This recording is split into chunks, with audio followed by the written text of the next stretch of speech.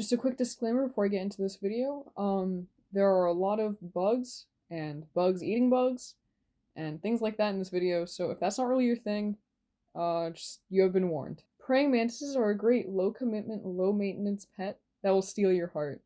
And today I'll be talking about how to take care of one of these little guys.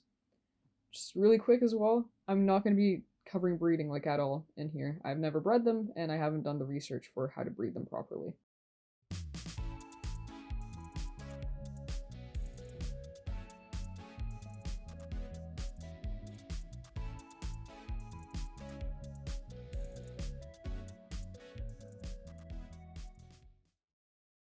So mantises are invertebrates that are closely related to cockroaches.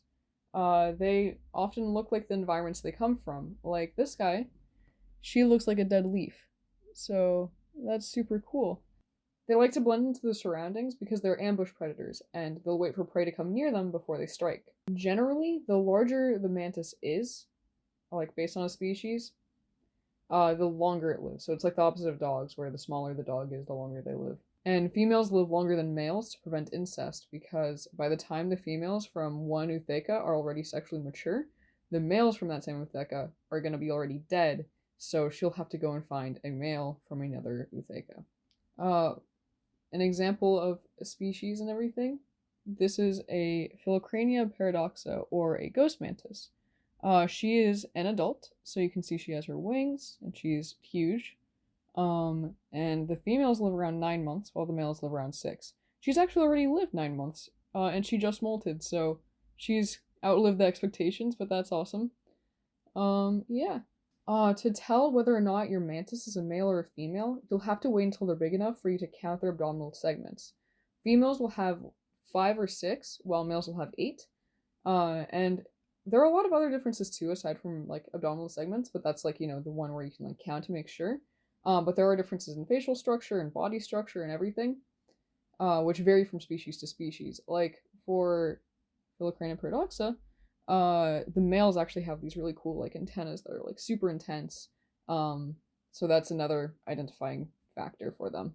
In general, males tend to be more slender in shape, while females are a little like chunkier and a little wider, a little more plump, and males will also have longer wings once they're an adult. For females, their wings kind of just go up to the end of their abdomen, but for males, they always extend past it. Females are also always larger as adults than males, and they grow faster, they live longer. Of course, depending on the species of mantis you have, the care might vary a bit. The basics are pretty much the same. Some mantises are pickier in their temperature and their humidity, and so that for those species, you might need to get extra heating supplies and also a hygrometer and a thermometer to keep an eye on all those levels. Aside from that, the care basics are pretty much the same throughout. If you're thinking about getting your own pet mantis, it's best to go with a species that is hardy and is pretty forgiving for humidity and temperature. Ghost mantises are actually a great beginner species. They're pretty forgiving for a lot of care things, and they don't die very easily, and they molt very well. A few other species that are good are giant Asian mantises, giant African mantises, Carolina mantises. There's a few other good beginner species too. Good beginner species also don't really include any extra equipment like hygrometers or thermometers or heating equipment. Like, she does not need any extra heating equipment or anything. Something that kind of happens online is some species will become popular, and they might not be the easiest to take care of, but a lot of people end up buying them because they're viral and they're really pretty and they're super cool, and they might not really understand how to properly take care of them. I've heard about this happening with orchid mantises especially. Another thing you should know is mantises are cannibalistic. They will eat each other if they're hungry. Some species of mantis are a little bit better with it, where you can actually try and house them together.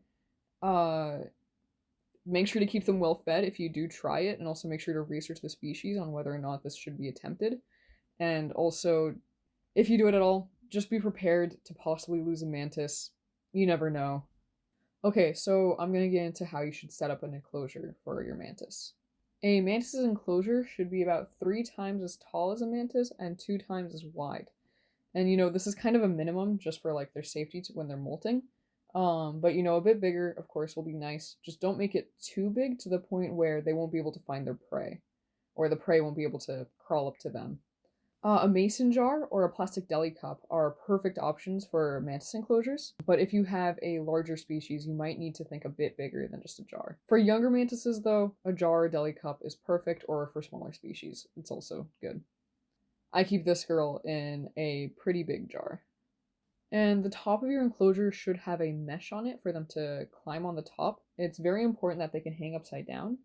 Um, a lot of them just like to hang out upside down, but it's also how they will molt. So it's super important that there's something for them to hang on to like that.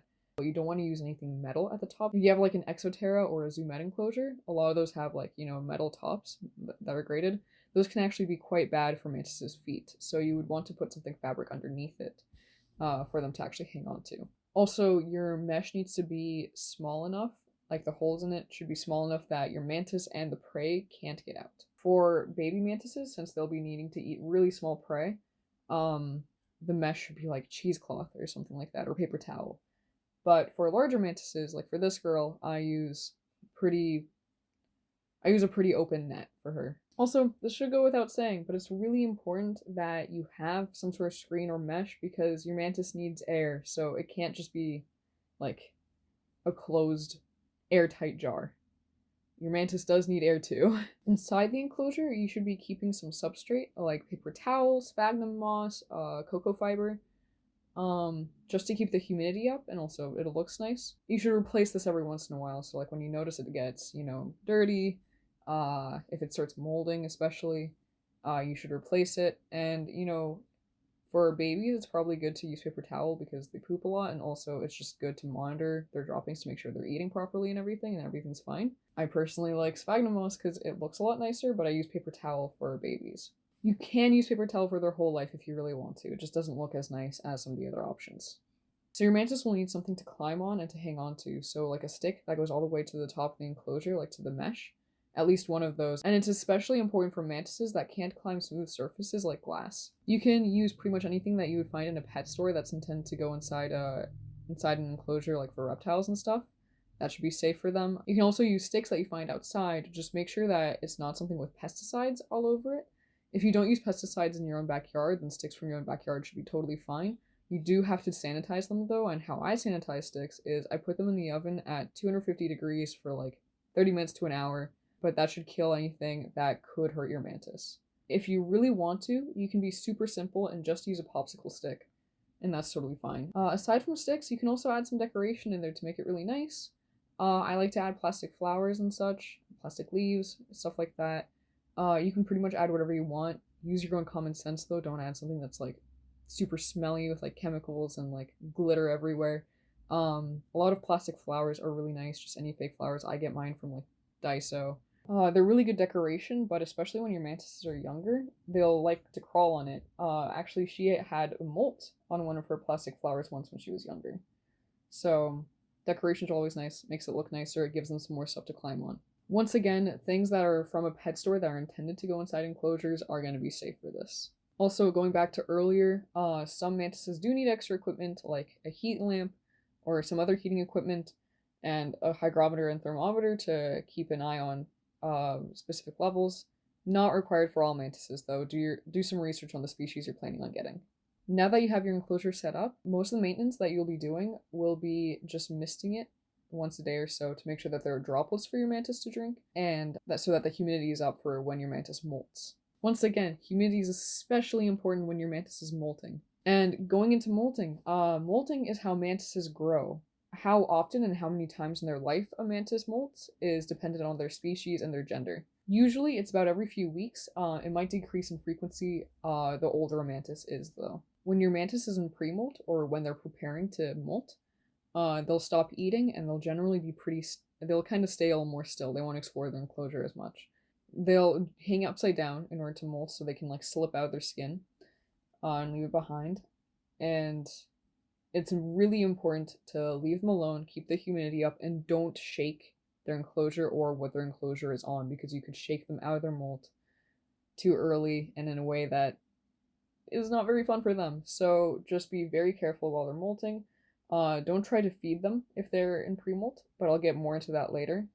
And when they're in pre-molt, their abdomen won't really slim down as much as it usually does when they're hungry. They'll kind of just like keep it thick. They'll be fine.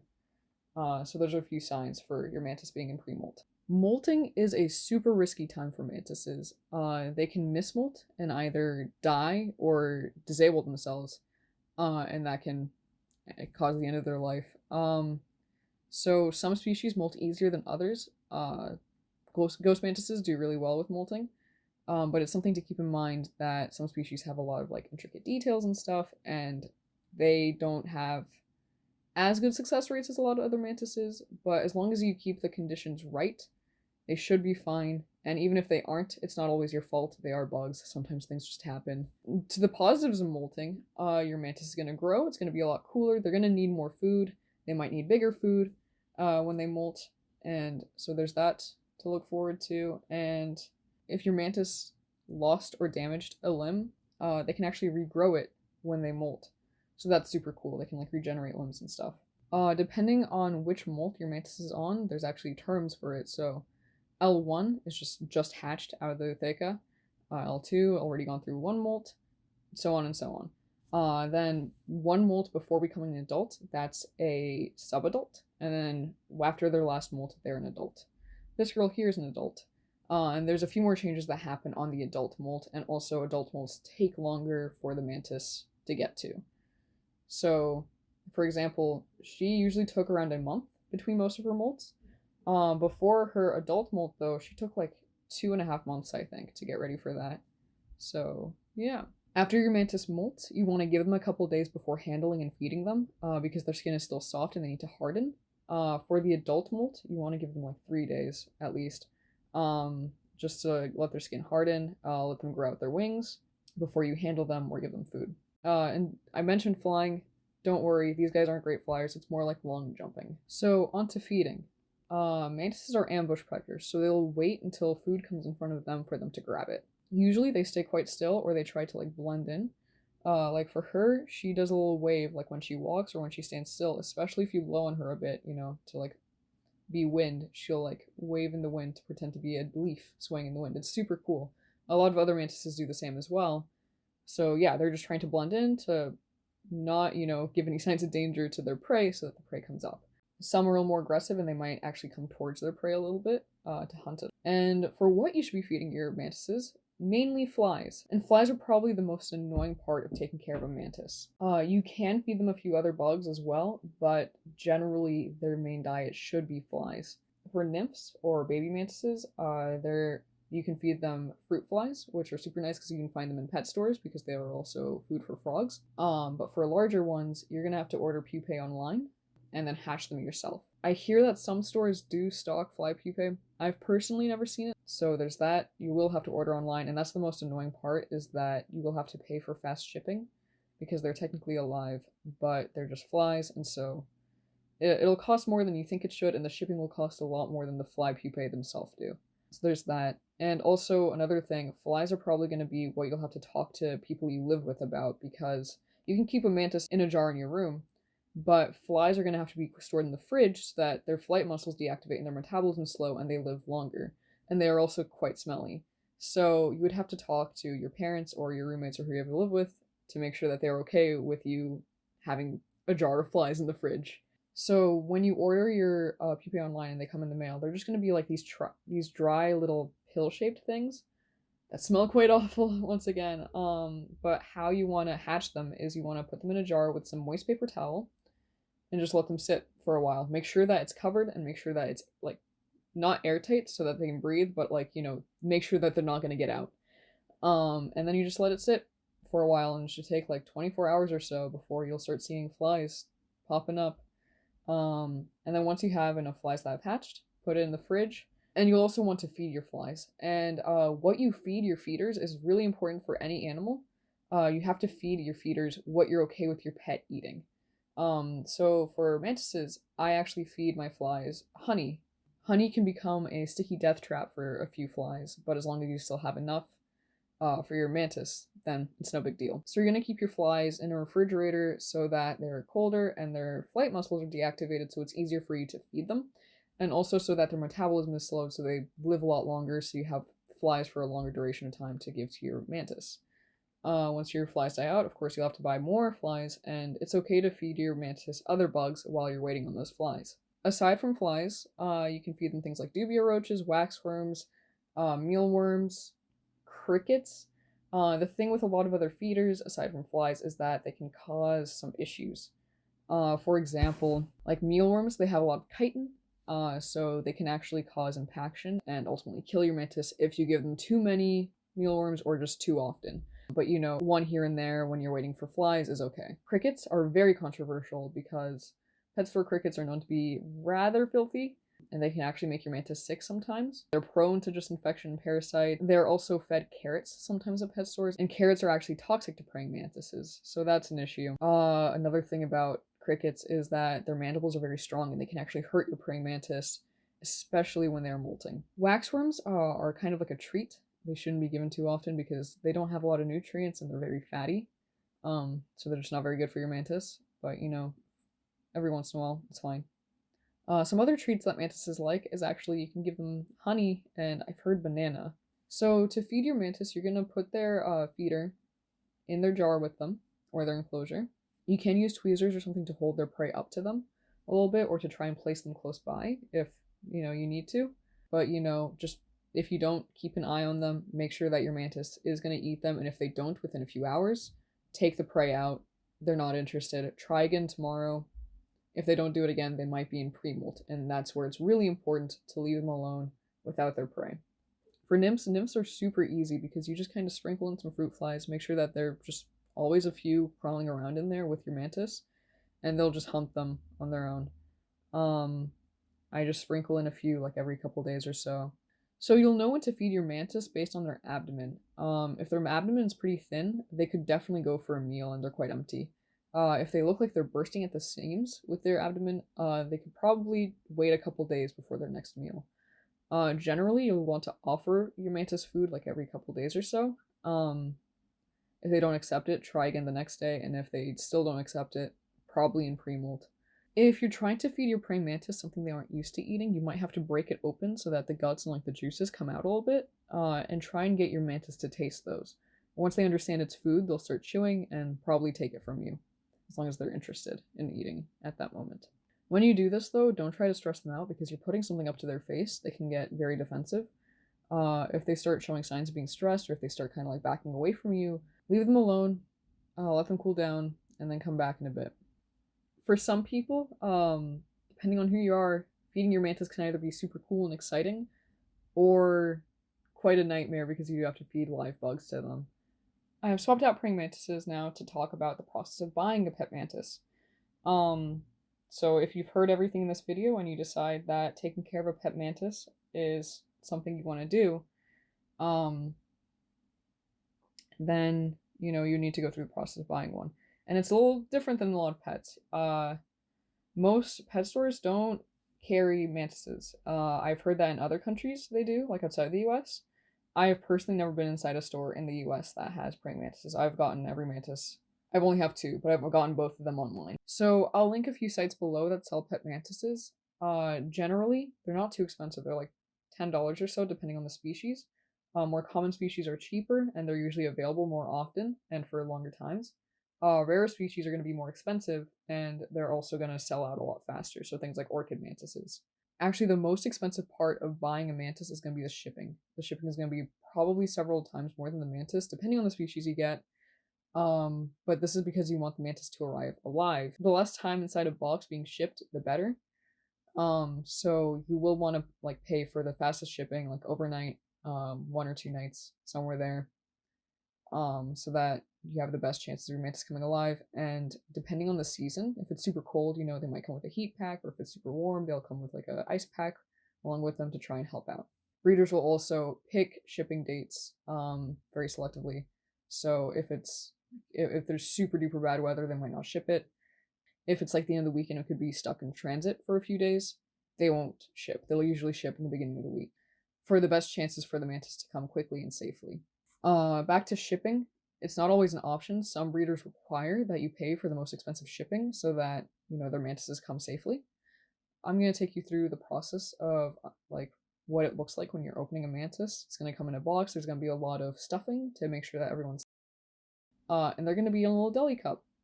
And as soon as you get them, you want to put them into their environment that you should have prepared before they get there.